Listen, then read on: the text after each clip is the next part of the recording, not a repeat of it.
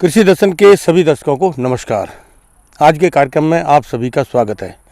किसान बहनों भाइयों, आज का जो हमारा मुख्य कार्यक्रम रहेगा, सामाजिक वानिकी द्वारा किस तरह कृषि और ग्रामीण विकास किया जा रहा है, इस पर आपको एक रिपोर्ट दिखाएंगे IFFDC द्वारा।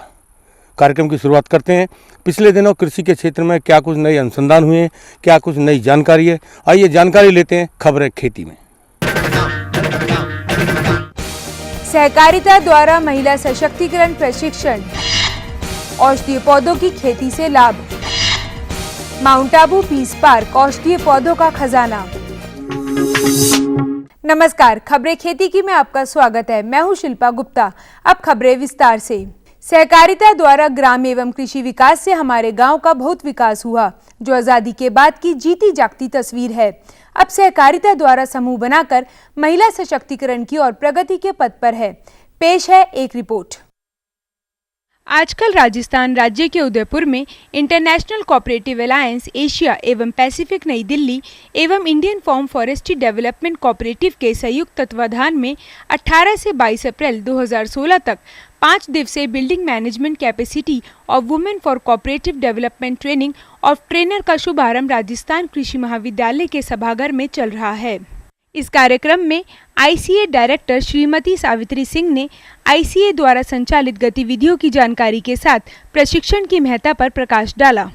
महिलाओं को मैनेजमेंट की स्किल्स सिखाई जाए, उनको जिसमें कि उनको पता हो कि कोऑपरेटिव कैसे ऑर्गेनाइज करते हैं, कैसे उसको मैनेज करते हैं, फाइनेंसेस कहाँ से आते हैं, क्या क्या टेक्निकल नॉलेज होती है जो कि एक बिजनेस को चलाने के लिए ज़रूरी है। तो ये पर्पज़ है इस ट्रेनिंग का। तो ये इसका नाम है ट्रेनिंग ऑफ ट्रेनर्स। तो हम बोर्ड ऑफ डायरेक्टर्स को और प्रोजेक्ट ऑफिसर्स को और जो महिलाएं या पुरुष ऐसी पोजीशंस पे हैं जो कि इस नॉलेज को आगे बढ़ा सकें, ऐसे लोगों को हम ट्रेनिंग देते हैं 1 हफ्ते की। और ये सिर्फ महिलाओं के लिए नहीं है, हम इसमें पुरुषों को भी इनवाइट करते हैं क्योंकि ये मुख्य धारा का प्रोग्राम है। तो पुरुषों को भी शामिल होना ज़रूरी है ताकि वो भी समझें कि महिला सशक्तिकरण क्या चीज़ है, जेंडर मेनस्ट्रीमिंग क्या चीज़ है, और महिलाओं का क्या योगदान है कोऑपरेटिव में, सहकारिता में, और महिलाओं की जो स्पेशल एबिलिटी है उसका कैसे यूज़ किया जा सके, ये पर्पज़ है इसका। इस मौके पर फिलीपींस देश की ILO Eva Majurin senior enterprise specialist द्वारा जेंडर अवधारणा के साथ उद्यमिता विकास पर प्रकाश डाला। इस अवसर पर IFFDC के मुख्य कार्यकारी SP सिंह, कृषि महाविद्यालय के एटिक के अध्यक्ष डॉक्टर इंद्रजीत माथुर एवं राजस्थान के IFFDC प्रभारी सुधीर मान सहित हरियाणा, मध्य प्रदेश, उत्तर प्रदेश, पश्चिम बंगाल, राजस्थान की सहकारी संस्थाओं से जुड़े प्रतिभागी महिलाएं भाग ले रही हैं। ये प्रशिक्षण कार्यक्रम 22 अप्रैल 2016 यानी कल तक चलेगा। प्रकृति में कोई ऐसी वनस्पति नहीं है जिसकी औषधीय उपयोगिता नहीं हो। प्रकृति वनस्पति एक दूसरे की पूरक है। इन्हीं में से आजकल हमारे किसान औषधीय उपयोगिता के तहत खेती कर मुनाफा ले रहे हैं। स्टीविया एक ऐसा औषधीय पौधा है जो औषधीय गुणों से भरपूर है। स्टीविया एक ऐसा पौधा है जो चीनी से 25 से 30 गुना ज्यादा मीठा होता है एवं औषधीय के रूप में डायबिटीज पेशेंट भी इसका इस्तेमाल कर सकते हैं। इसकी उपयोगिता के बारे में जानकारी देते हुए औषधीय विशेषज्ञ ने बताया, आजकल स्टीविया की खेती को बहुत ज़्यादा प्रमोट किया जा रहा है आने वाले टाइम में शुगर को सब्स्टिट्यूट करने के लिए। जो डायबिटिक पेशेंट है वो इसको ले सकते हैं और जो नॉन डायबिटिक हैं वो भी इसको ले सकते हैं। जो नॉन डायबिटिक हैं उनके लिए भी ये उतना ही गुणकारी है जितना डायबिटिक्स के लिए गुणकारी है। इसके मोस्टली जो यूज़ होता है प्लांट का पार्ट वो लीव्स हैं। लीव्स को इसकी फसल लगातार 5 साल तक चलती है। एक बार लगाने के बाद फिर जैसे जैसे इसकी ग्रोथ होती है इनके लीव्स की हार्वेस्टिंग की जाती है, लीव्स को क्रश किया जाता है, आगे फिर इसके वैल्यू एडेड प्रोडक्ट्स बनाए जाते हैं। लिक्विड फॉर्म में होता है, ग्रेन्यूल्स फॉर्म में होता है, जैसा भी कोई अपनी कन्वीनियंस के हिसाब से यूज़ कर सकता है। और ये ऐसा साल्ट है जो इसके रेबिडोसाइड और जो इसके एक्टिव इंग्रेडिएंट्स हैं वो साल्ट शुगर में अदरवाइज भी हेल्प करते हैं शुगर कंट्रोल करने में। राजस्थान स्थित माउंट आबू जहां एक और पर्यटन स्थल है, वहीं वनस्पति औषधि उत्पादन का भी गढ़ है। यहां स्थित पीस पार्क लोगों को निरोग रहने के गुण सिखाता है। माउंट आबू पहाड़ों में 8 किलोमीटर दूर 12 एकड़ में फैला हुआ ये पीस पार्क दर्शकों के आकर्षण का मुख्य केंद्र बना हुआ है। यहाँ पर सैकड़ों किस्म के फूल एवं सैकड़ों प्रकार की औषधीय पौधे तैयार किए जाते हैं, जो मानव स्वास्थ्य को निरोग रखने में बहुत महत्वपूर्ण है। हमने कभी ये लाइफ में कभी प्लांटेशंस कुछ किया नहीं, हम तो व्यापारी थे। तो ये आकर मेरी वाइफ को थोड़ा थोड़ा किचन गार्डन आता था, तो इन्होंने ये डिज़ाइन बनाई है गार्डन की। बहुत सुंदर गार्डन बना हुआ है और ये गार्डन के अंदर डेली हमारे पास टूरिस्ट प्लेस है एक, तो डेली हमारे पास 7, 8, 10, 12 हज़ार लोग रोज़ देखने आते हैं। इतनी सुंदर जगह बन गई है माउंट आबू पर, तो एक टूरिस्ट पॉइंट है। यहाँ पे बहुत वैरायटीज़ के फूल लगे हुए, आप देखेंगे तो जो कुछ अवेलेबल है इंडिया में और विदेश से भी, वो काफ़ी प्लांटेशंस हमने लगा रखी है। हर एक जगह आप देखेंगे तो अलग अलग दिखाई पड़ेगी और लोग बहुत खुश होते हैं। और यहाँ का जो वाइब्रेशन बना हुआ है, क्योंकि यहाँ पे आते जो बीकेज आते हैं वो ज़्यादा कर योग करते हैं, और योग से जो वायुमंडल बनता है बहुत ही सुंदर, बहुत शांत और बहुत प्योर बन जाता है। और जो भी घूमने वाले भी आते हैं ना, वो भी ये सब वाइब्रेशंस लेकर जाते हैं। खेती किसानी में मौसम का अहम योगदान है, इसलिए किसान भाइयों, आपके लिए मौसम की पूर्व जानकारी काफी अहम हो जाती है, ताकि आपकी खेती सरल हो व उत्पादन ज्यादा। आइए लेते हैं मौसम की जानकारी। भारत मौसम विज्ञान विभाग के अनुसार अरुणाचल प्रदेश, असम व मेघालय के अनेक स्थानों पर वर्षा या गरज के साथ बौछारें पड़ने की संभावना है। नागालैंड, मणिपुर, मिजोरम और त्रिपुरा में 1 या 2 स्थानों पर गरज के साथ तूफान की संभावना है। हिमालय, पश्चिम बंगाल और सिक्किम में वर्षा की संभावना है। जम्मू कश्मीर व हिमाचल प्रदेश में बर्फ पड़ने की संभावना है। खेती की खबरों में आज बस इतना ही। कृषि दर्शन कार्यक्रम में और अधिक रोचक और ज्ञानवर्धक जानकारियों के लिए देखते रहिए कृषि दर्शन। ये लो और बताओ। बस। अरे ये क्या भैया जी, बस इतनी सी रासायनिक खाद? किसानी छोड़ रहे हो क्या? किसानी नहीं, नादानी छोड़ रहे हैं। मिट्टी की जांच कराई है। अब तो लालाजी जितनी जरूरत है उतने ही उर्वरक खेत में डालेंगे। हाँ, किसान भाई आज ही अपने जिले की नजदीकी भूमि परीक्षण प्रयोगशाला में मिट्टी की जांच जरूर करवाएं और मिट्टी में पोषक तत्व, नमी व पौधे के विकास को देखते हुए केवल जरूरत के अनुसार ही पोषक तत्व डालें। और हाँ, मिट्टी में गंधक, जस्ता, बोरोन जैसे सूक्ष्म पोषक तत्वों का पता लगाना भी न भूलें।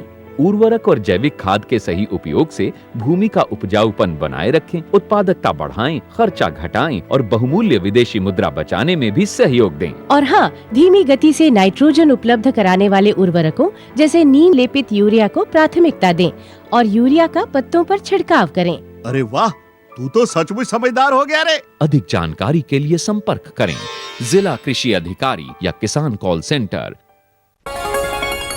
किसान बहनों भाइयों, आप जानते हैं IFDC पूरे देश के कई राज्यों में, खासकर आदिवासी क्षेत्रों में काम कर रही है। सामाजिक वानिकी को लेके, बाड़ी विकास योजनाओं को लेकर और कई तरह के कार्यक्रम चला रही है।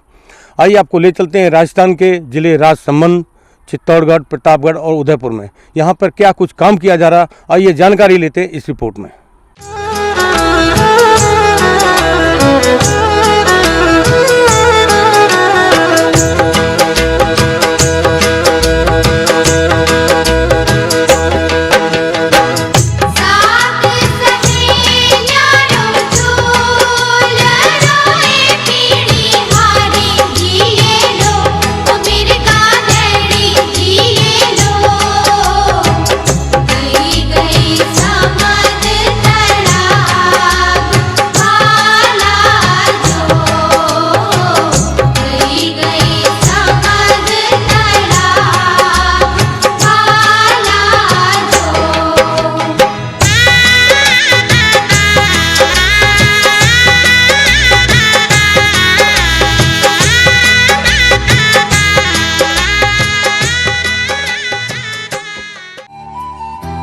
रहीम का हुआ दोहा इस शब्द को और सार्थक करता है।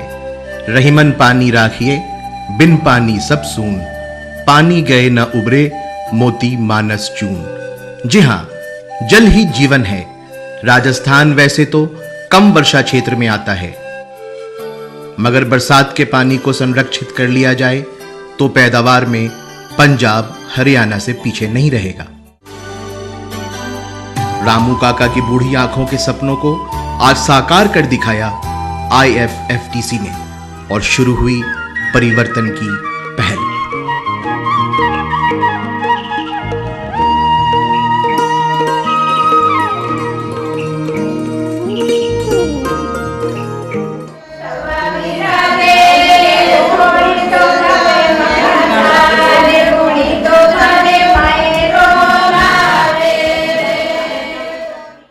दुर्गा देवी जी, आपने जो समूह बनाया है उसका क्या नाम है?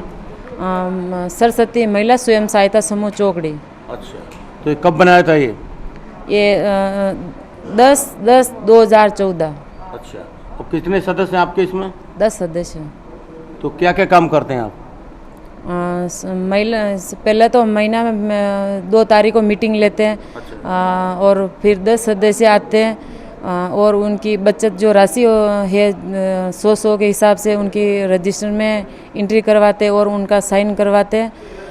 और उनकी जो लोन लेना चाहती है महिला तो उनको लोन भी देते हैं समूह से।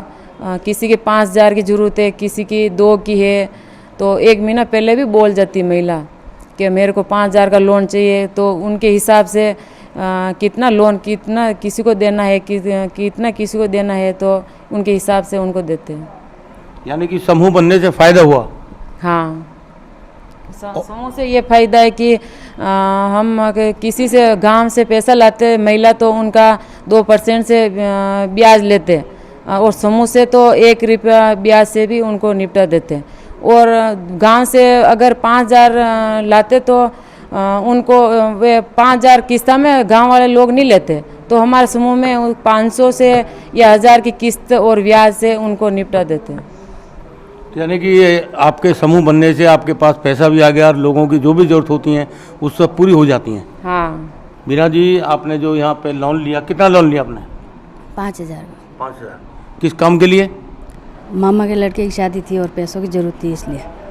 यानी कि आपको ज़रूरत पड़ी शादी के लिए और आपने लोन लिया, तो आपको कहीं जाने की ज़रूरत ही नहीं पड़ी? नहीं। इसका मतलब ये हो कि इस समूह में रहने का फ़ायदा हुआ, लोगों ने जो अपनी आमदनी बढ़ाई है।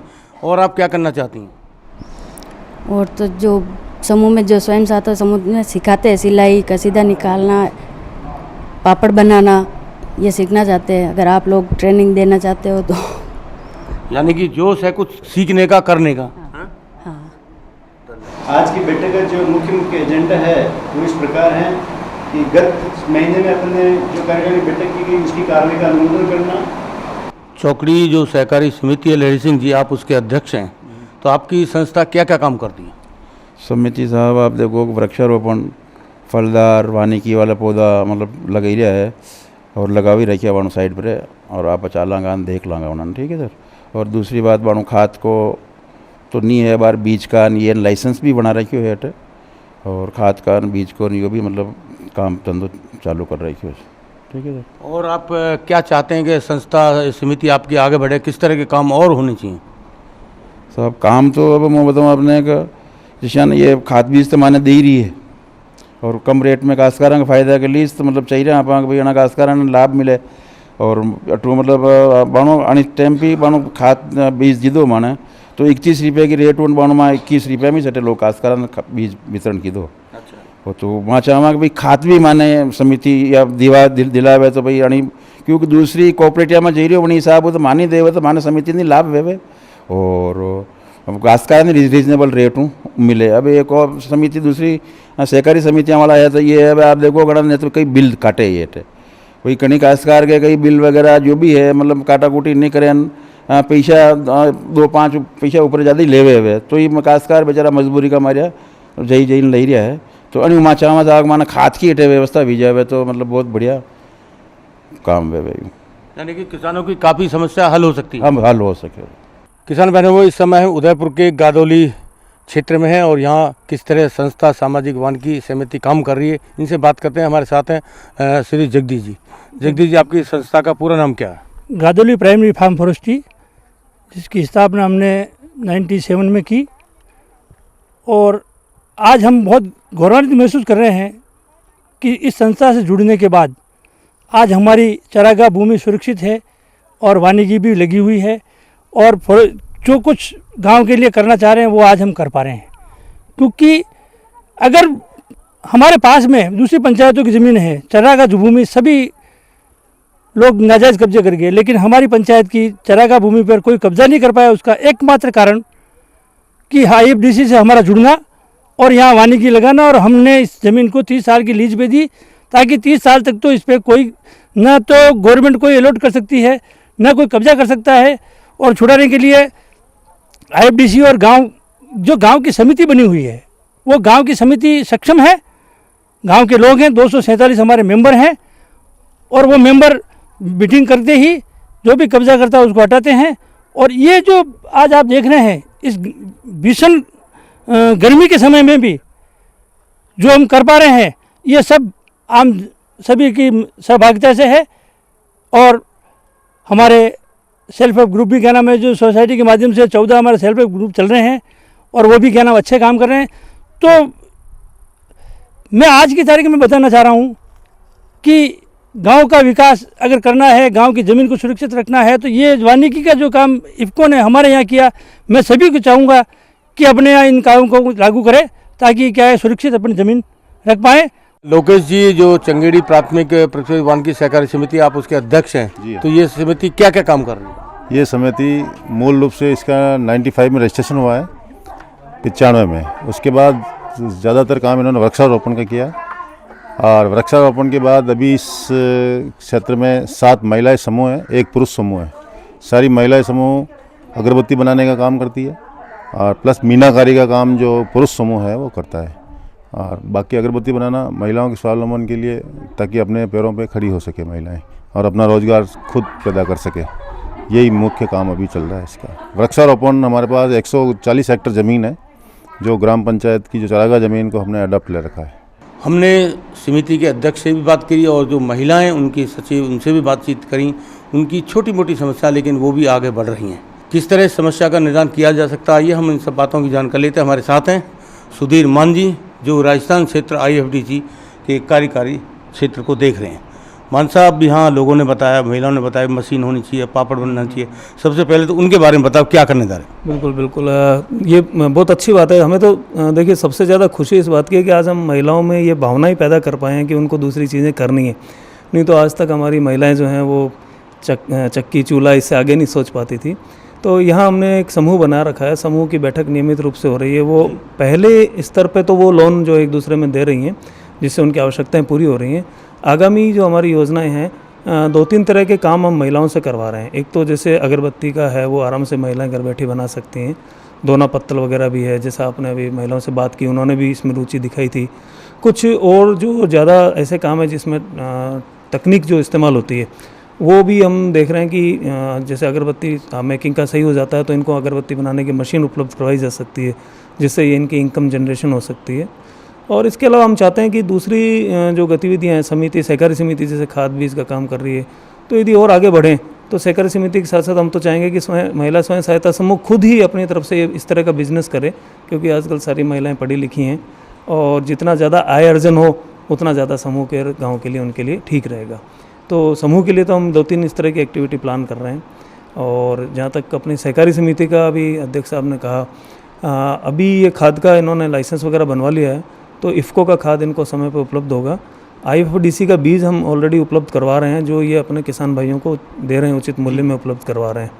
इसके अलावा जैसे प्लांटेशन हमने लगा रखा है, तो उसमें भी ये प्रावधान रहेगा कि यूकलिप्टस वगैरह जिनको हम काट के बाज़ार में बेच सकते हैं, तो 4 या 5 साल में वो काटने लायक हो जाएंगे, तो उसको बेच के भी समिति अपना आय अर्जन करेगी।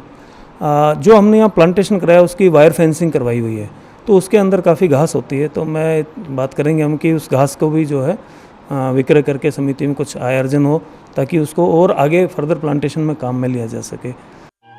चारागाह विकास। बिलड़ी गांव में पंचायत की जमीन पर 10 हेक्टेयर पर चारागाह विकास इंदिरा एवं दिवाग माता स्वयं सहायता समूह के माध्यम से IFFDC और ग्रामवासियों के सहयोग से किया जा रहा है। किसान भाइयों, अब जान लेते हैं कि खासकर जो हमारे दक्षिण के राजस्थान के ज़िले हैं उनमें क्या कुछ IFDC काम कर रही है। इसकी जानकारी दे रहे हैं हमारे साथ हैं श्री SP सिंह जी, जो कार्यकारी अधिकारी हैं IFDC। सिंह साहब, आज के कार्यक्रम में आपका स्वागत है। खासकर राजस्थान जो हमारे आदिवासी किसान हैं, लघु सीमांत किसान हैं, उनके लिए क्या क्या योजना आपकी चली हुई हैं? हमारा IFDC में जो है सबसे पहले हम जो कृषि वानिकी के ऊपर सबसे बड़ा काम कर रहे हैं। उसके बाद में हम जो है वाड़ी प्रोजेक्ट ले रहे हैं जो कि नाबार्ड द्वारा चलाए गए हैं। वाड़ी प्रोजेक्ट जो है हमारे, इसमें ये नाबार्ड का स्कीम है जो कि आदिवासी किसानों के लिए है। इसमें हम जो 1 एकड़ में 40 पौधे लगा रहे हैं जो कि फलदार पौधे हैं। और इसका मुख्य उद्देश्य यही है कि किस तरह से हम जो किसान की आय को ज़्यादा से ज़्यादा बढ़ा सकें। और जो कृषि वानिकी हम यहाँ पे कर रहे हैं वो हमने करीब जो यहाँ के जो पंचायतें थी, उनकी जो बंजर ज़मीनें थी, उन बंजर ज़मीनों के ऊपर हमने उसको पहले उपचार करा गया और उसके बाद में वानिकी पौधे लगाए हैं। और इस तरह से हमने करीब 55 कृषि वानिकी समितियाँ चलाई हैं और इनके करीब 9000 मेंबर हैं, सदस्य हैं। और इसमें हमने करीब 9000 हेक्टेयर का जो ज़मीन है, बंजर ज़मीन है, उसको हमने उपचार करके इसके ऊपर में करीब 14 लाख से ज़्यादा हमने वृक्ष लगाए हैं। आजकल आप जानते हैं दिल्ली में ऑड इवन का स्कीम भी चल रहा है, तो सब बड़े बड़े शहरों में जो है पर्यावरण का एक मुद्दा उठ के आ रहा है। तो कृषि वानिकी के माध्यम से हम देख रहे हैं कि जो पर्यावरण में किस तरह से सुधार हो सकता है, उसके लिए हम राजस्थान में ये बड़े पैमाने पर इस तरह का कार्य कर रहे हैं। सिंह साहब, हम उम्मीद करेंगे कि राजस्थान क्षेत्र में जितने विकास कार्य चल रहे हैं, खासकर जो आदिवासी हमारे किसान भाई हैं, वो आपकी योजनाओं से लाभान्वित होंगे। आपका बहुत बहुत धन्यवाद। धन्यवाद।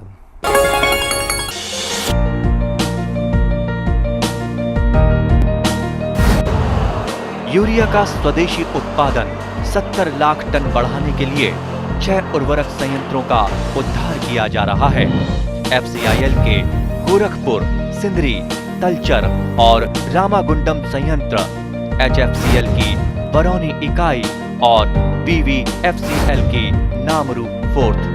सोने पर सुहागा ये है कि देश में अब बनेगा सिर्फ नीम लेपित यूरिया, क्योंकि इससे होगा किसानों का फायदा ही फायदा।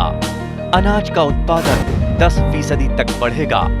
बढ़ेगी 10 से 15% नाइट्रोजन क्षमता।